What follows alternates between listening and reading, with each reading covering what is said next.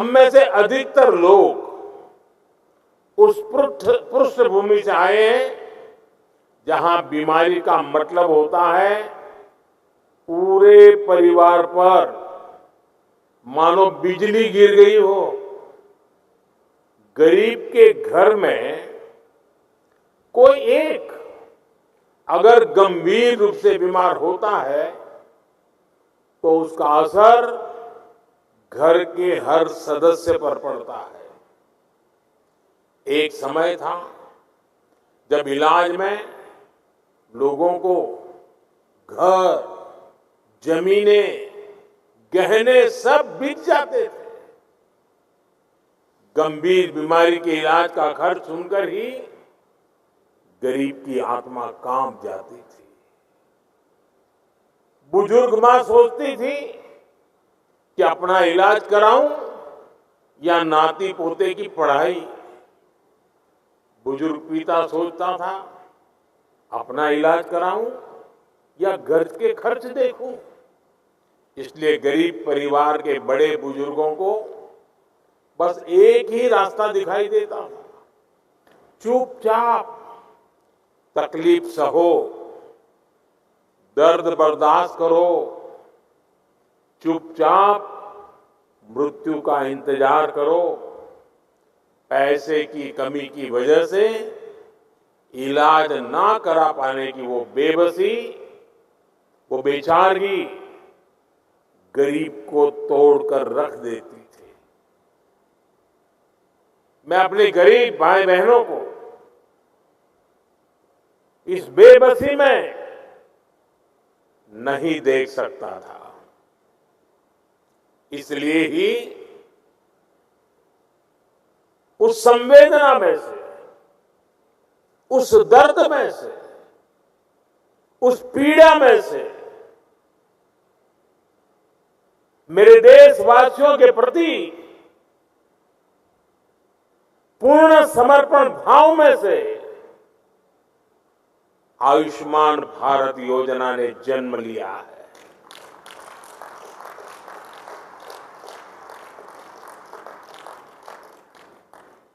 सरकार ने तय किया कि गरीब के अस्पताल में भर्ती होने का खर्च 5 लाख रुपए तक के इलाज का खर्च सरकार उठाएगी।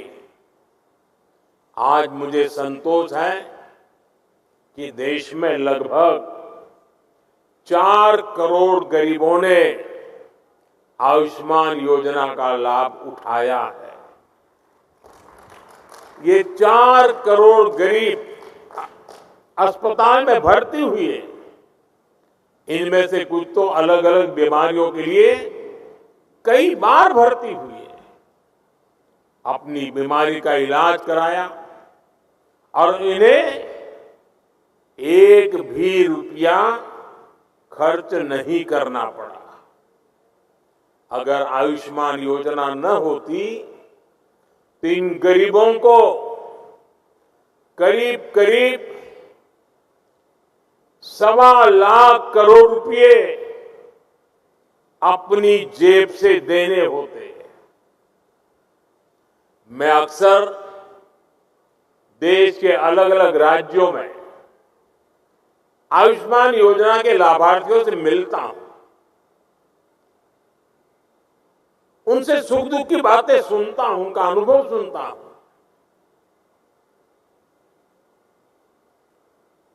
और बात करते हुए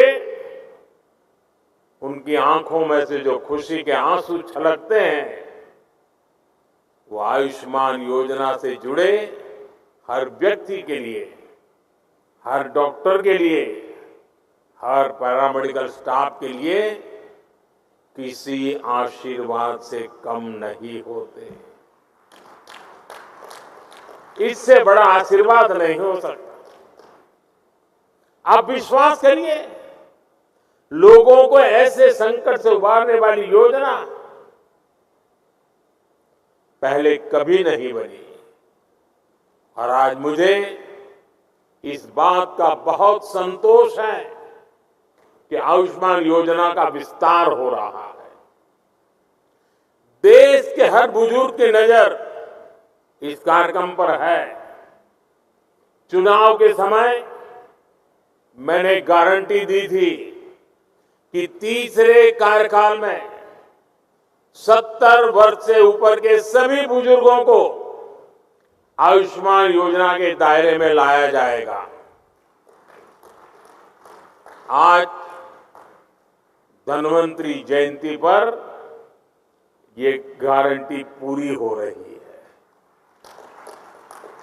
अब 70 वर्ष से अधिक उम्र के देश के हर बुजुर्ग को अस्पताल में मुफ्त इलाज मिलेगा। ऐसे बुजुर्गों को आयुष्मान वय वंदना कार्ड दिया जाएगा। सरकार का प्रयास है कि देश के हर बुजुर्ग जिनकी आयु 70 वर्ष के ऊपर है, उनको जल्द से जल्द आयुष्मान वय वंदना कार्ड मिले। और ये ऐसी योजना है जिसमें आय की कोई पाबंदी नहीं।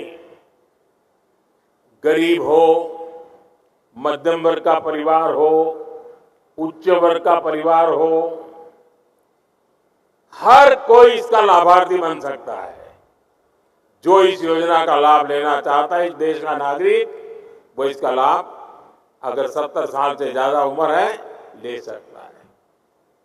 हर बुजुर्ग चिंता से मुक्त हो, वो स्वस्थ जीवन जिए, स्वाभिमान के साथ जीवन जिए।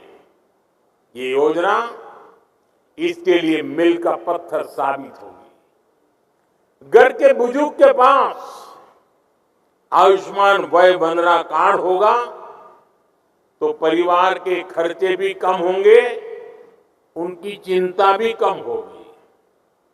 मैं इस योजना के लिए सभी देशवासियों को बधाई देता हूं और 70 साल से ऊपर के सभी बुजुर्गों को मैं भी यहां से प्रणाम करते हुए वय वंदना करता हूं।